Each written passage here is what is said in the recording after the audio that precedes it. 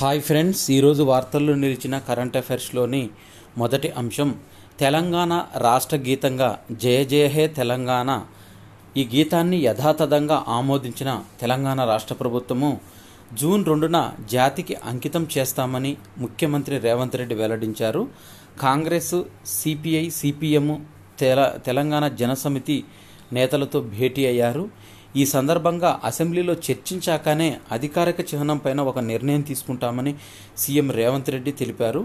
అయితే తెలంగాణ రాష్ట్ర దశాబ్ది ఉత్సవాలకు అవతరణ వేడుకలకు సోనియా గాంధీని ముఖ్య అతిథిగా హాజరవుతారని ముఖ్యమంత్రి వెల్లడించారు.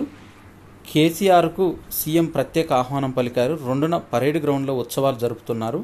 సాయంత్రం ట్యాంక్ బండ్ పైన సాంస్కృతిక ప్రదర్శనలు, 5,000 మందితో ఫ్లాగ్ వాక్ అనేది చేపట్టనున్నారు.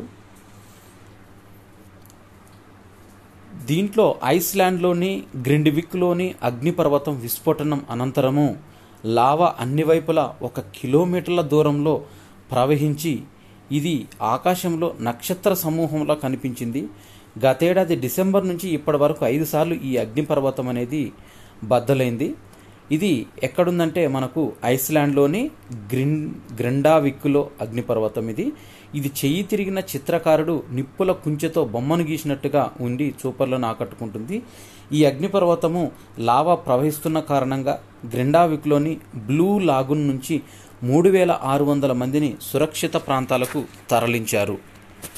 జమ్మూ కాశ్మీర్లో ఘోర రోడ్డు ప్రమాదం అనేది జరిగింది. బస్సు లోయలో పడి 22 మంది దాకా దుర్మరణం పాలయ్యారు. 57 మందికి గాయాలయ్యాయి.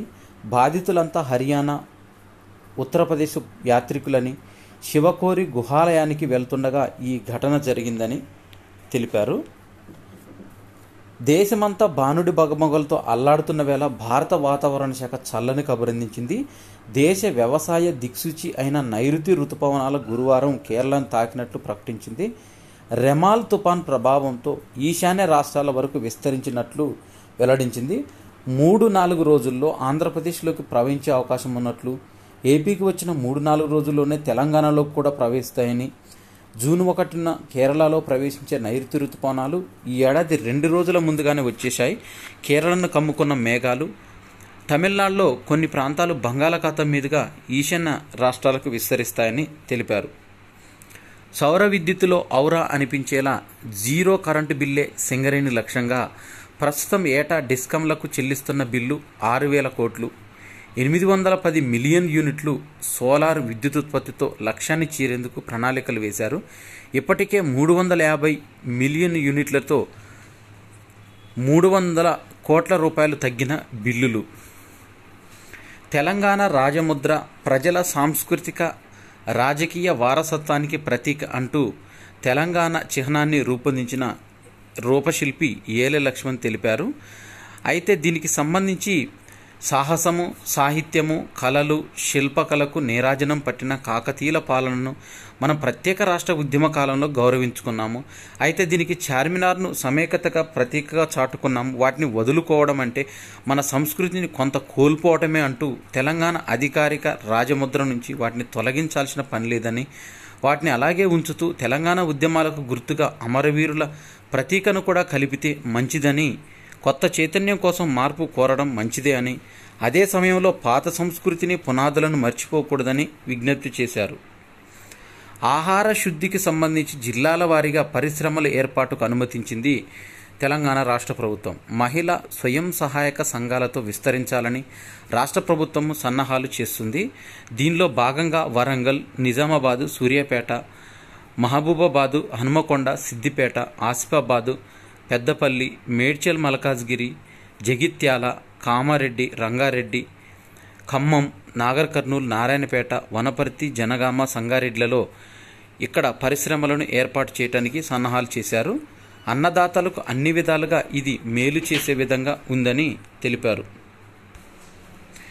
వరంగల్లో మిర్చి, పసుపు యార్డు, మెదకులో శనగలు, సీతాఫలాలు, ఉల్లిగడ్డలు, మహబూబ్ నగర్లో తృణధాన్యాలు, సీతాఫలాలు, నిజామాబాదులో పప్పులు, మొక్కజొన్న,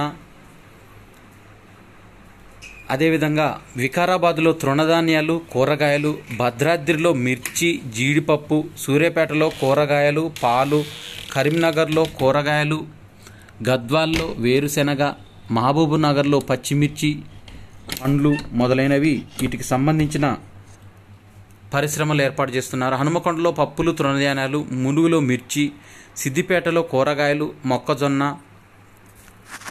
అదేవిధంగా పండ్లు, ఆసిఫాబాద్లో పప్పు ధాన్యాలు, పెద్దపల్లిలో కూరగాయలు, నల్లగొండ జిల్లాలో బత్తాయి, మేడ్చల్ మల్కాజ్గిరిలో ద్రాక్ష, యాదాద్రిలో పాడి ఉత్పత్తులు, భూపాలపల్లిలో కూరగాయలు, జగిత్యాలలో మామిడి, రంగారెడ్డిలో పండ్లు, కూరగాయలు, ఖమ్మంలో మిర్చి, పండ్లు, కూరగాయలు, సిరిసిల్లలో చేపలు, కామారెడ్డిలో మొక్కజొన్న, చెరుకు, నాగర్ కర్నూలులో మామిడి, వేరుశెనగ, నారాయణపేటలో సేంద్రియ పప్పు, మంచిర్యాలలో కూరగాయలు, పండ్లు, ఆదిలాబాద్లో సోయాబీన్, సీతాఫలాలు, కూరగాయలు, వనపర్తిలో వేరుశెనగ, జనగామలో బంగాళదుంప, సంగారెడ్డిలో అల్లం, ఇలా ప్రతి ఒక్క జిల్లాలో ఈ ఫుడ్ ప్రాసెసింగ్కి సంబంధించిన యూనిట్లను ఏర్పాటు చేయడానికి తెలంగాణ రాష్ట్ర ప్రభుత్వం విస్తృతమైన కసరత్తులు చేస్తుంది.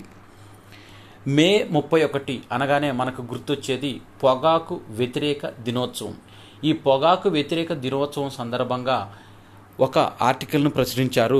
దీనికి సంబంధించి దేశవ్యాప్తంగా దీని మూలంగా పెద్ద సంఖ్యలో ప్రజలు క్యాన్సర్ బారిన పడుతున్నారని, పొగాకు వినియోగం వల్ల తలెత్తే దుష్పరిణామాలపైన పెద్ద ఎత్తున అవగాహన కల్పించి ప్రజలు దీని నుంచి బయటపడేలా ప్రభుత్వాలు సమర్థవంతమైన చర్యలు తీసుకోవాలని ఒక ఆర్టికల్ను ఇచ్చారు. కేంద్ర మాజీ మంత్రి శివశంకర్ సతీమణి డాక్టర్ లక్ష్మీబాయి 94 సంవత్సరాల వయసులో హైదరాబాద్ నగర్ శివార్లో మామిడిపల్లిలో నివాసంలో అనారోగ్యంతో ఆమె తుది శ్వాస విడిచారు. 80 నుంచి 90 ఏళ్ల మధ్యలో 2 PhDలను చేసి ఈమె రికార్డు డీలిట్ పట్టాను పూర్తి చేశారు. మొదటి PhD భగవద్గీత ఆధునిక కాలపు మనిషికి దాని ఔచిత్యం పేరిట 5000 పేజీల పరిశోధక పత్రాన్ని సమర్పించారు. దాన్ని చేతితో రాసి స్వయంగా టైప్ చేయడం గమనార్హం. రెండో PhDని 87 ఏళ్ల వయసులో అందుకున్నారు. ఆమె పరిశోధన పత్రానికి ఉస్మానియా యూనివర్సిటీ బంగారు పథకంతో పాటు జీవన సాఫల్య పురస్కారాన్ని కూడా అందజేసింది.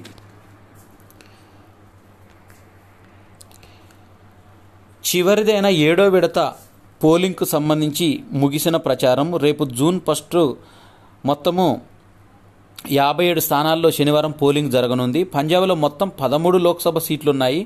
వాటన్నిటిని ఈ దశలోనే ఓటింగ్ జరగనుంది. ఉత్తరప్రదేశ్లో 13 స్థానాలకు, పశ్చిమ బెంగాల్లో 9 స్థానాలకు, బీహార్లో 8 స్థానాలు, ఒడిశాలో 6 స్థానాలు, జార్ఖండ్లో 3, హిమాచల్ ప్రదేశ్లో 4, చండీగఢ్లో 1 స్థానానికి మొత్తంగా 57 స్థానాలకు చివరి విడత పోలింగ్ అనేది రేపు జరగనుంది. ఈ మొత్తం ఫలితాలు అనేవి మనకు జూన్ 4వ తేదీన వెల్లడించనున్నారు. మణిపూర్లో వరదలు వచ్చి దాదాపుగా 3 మృతి చెందారు. రెమాల్ తుఫాన్తో కురిసిన వర్షాలకు అస్సాంలో 9 జిల్లాలు గురువారం సైతం వరదల్లో చిక్కుకున్నాయి. ఓ వ్యక్తి మరణించగా 198,000 మంది ప్రజలు ప్రభావితులయ్యారు. భారీ వర్షాల కారణంగా మేఘాలయలో తూర్పు ఖాసీ హిల్స్లో జిల్లాలో మారుమూల గ్రామంలో కొండచర్యలు విరిగిపడి 4 వ్యక్తులు దుర్మరణం పాలయ్యారు. అగ్నిబాన్ రాకెట్ ప్రయోగం విజయవంతమైంది. ప్రయోగ వేదిక నుంచి దూసుకెళ్తున్న అగ్నిబాన్ రాకెట్ తిరుపతి జిల్లా శ్రీహరికోటలోని షార్లో ప్రైవేటు ప్రయోగ వేదిక నుంచి ఉదయం 7 గంటలు 15 నిమిషాలకు అగ్నిబాన్ రాకెట్ను నింగిలోకి విజయవంతంగా పంపారు. 2 నిమిషాల పాటు సాగిన ఈ ప్రయోగం స్వదేశీ అంతరిక్ష సాంకేతిక అభివృద్ధిలో సాధించిన గొప్ప విజయంగా ఇది ఒక ప్రధాన మైలురాయిగా పేర్కొంటూ చెన్నై IIT కేంద్రంగా పనిచేసిన అగ్నికుల్ కాస్మోస్ సంస్థ తెలిపింది. గ్రామీణ ఉపాధి హామీ కూలీలు ఎదుర్కొంటున్న సమస్యలను పరిష్కరించడానికి తెలంగాణ వ్యవసాయ కార్మిక సంఘం డిమాండ్ చేసింది.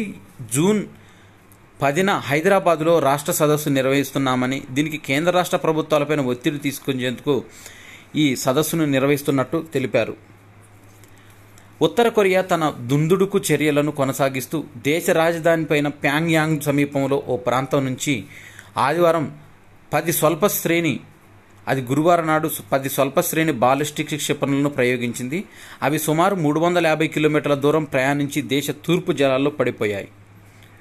ఈమెయిళ్ల ద్వారా ప్రపంచవ్యాప్తంగా పలు దేశాల్లో కంప్యూటర్లలోకి రాన్సమ్ వేర్ను చొప్పించుతున్న సైబర్ నేరగళ్ల భారీ నెట్వర్క్ను యూరోపియన్ యూనియన్ జ్యుడిషియల్ సహకార సంస్థ యూరోజస్ట్ సాయంతో పోలీసులు తాజాగా ఛేదించారు. జర్మన్, నెదర్లాండ్, ఫ్రాన్స్, డెన్మార్క్, ఉక్రెయిన్లలో అమెరికా, బ్రిటన్లతో పాటు పలు ప్రాంతాలు ఏకకాలంగా అమెరికా, బ్రిటన్లలోని పలు ప్రాంతాల్లో ఈ సోదాలు జరపడం ద్వారా వారు గుట్టు రట్టు చేశారు. సైబర్ మోసగాల నియంత్రణలో 100కు పైగా సర్వర్లు, 2000కు పైగా అంతర్జాతీయ డొమైన్లను గుర్తించి 4 కీలక నిందితులను కూడా అరెస్ట్ చేశారు. కేరళ బడుల్లో పాఠ్యాంశంగా కృత్రిమ మేధ ఆర్టిఫిషియల్ ఇంటెలిజెన్స్ను సంబంధించిన జ్ఞానాన్ని అందించాలని నిర్ణయించింది. జూన్ 3 నుంచి ప్రారంభమయ్యే నూతన విద్యా సంవత్సరం నుంచి 7వ తరగతి విద్యార్థుల పాఠ్య ప్రణాళికల్లో ఆర్టిఫిషియల్ ఇంటెలిజెన్స్ పాఠ్యాంశంగా చేరనున్నట్లు వెల్లడించారు. ఫోన్పే నుంచి 6 రుణ పథకాలు అందుబాటులోకి తీసుకొచ్చింది. మ్యూచువల్ ఫండ్, పసిడి, ద్విచక్ర వాహనం, కారు, గృహ ఆస్తి తనఖా, విద్యా విభాగాల్లో రుణాలు పొందొచ్చని కంపెనీ తెలిపింది. ఇందుకోసం బ్యాంకులతో పాటు Tata Capital, L&T Finance, Hero Fincorp, Muthoot Fincorp, DMI Housing Finance, Home First Finance లాంటి బ్యాంకింగేతర ఆర్థిక సంస్థలు ఫిన్టెక్ సంస్థలతో భాగస్వామ్యాన్ని కుదుర్చుకున్నట్లు పేర్కొంది. Jio Finance app UPI unified payments interface digital banking సేవలను అందించేందుకు ప్రయోగాత్మకంగా Jio Finance beta pilot version యాప్ను విడుదల చేసినట్టు జియో ఫైనాన్షియల్ సర్వీసు గురువారం వెల్లడించింది. ఈ యాప్తో డిజిటల్ బ్యాంకింగ్, యూపీఐ లావాదేవీలు, బిల్లుల చెల్లింపు, బీమా సలహాదారు వంటి సేవలను పొందొచ్చని జియో ఫైనాన్షియల్ సర్వీసెస్ పేర్కొంది. చెస్లో భారత గ్రాండ్ మాస్టర్ ప్రజ్ఞానంద క్లాసికల్ ఫార్మాట్లో తొలిసారి ప్రపంచ నంబర్ 1 మ్యాగ్నస్ కార్ల్సన్ను ఓడించాడు. నార్వే చెస్ టోర్నమెంటు 3వ రౌండ్లో 37 ఎత్తులతో గెలిచిన ప్రజ్ఞానంద 5.5 పాయింట్లలో ఒంటరిగా ఆధిక్యంలో ఉన్నాడు. 3 పాయింట్లతో కార్ల్సన్ 3వ స్థానంలో ఉన్నాడు. ఫాబియానో కరువానా 2వ స్థానంలో నిలిచాడు. గాయత్రి జోడీ ప్రపంచ నంబర్ 2 జంటకు షాక్. సింధు నిష్క్రమించింది. భారత డబుల్ స్టార్లు గాయత్రి, గోపిచంద్, ట్రిసా జాలీ సింగపూర్ ఓపెన్ ప్రపంచ టూర్ సూపర్ 750 బ్యాడ్మింటన్ టోర్నీలో సంచలనము సృష్టించారు. ఇవి మే 31, 2024కు సంబంధించిన కరెంట్ అఫైర్స్. ఈ వీడియో నచ్చినట్టయితే లైక్ చేయండి, షేర్ చేయండి, కామెంట్ చేయండి. నా ఛానల్ సబ్స్క్రైబ్ చేసుకోవడం ద్వారా నేను చేసే వీడియోస్ అన్నీ మీకు నోటిఫికేషన్ రూపంలో వెలువడతాయి. Thanks for watching.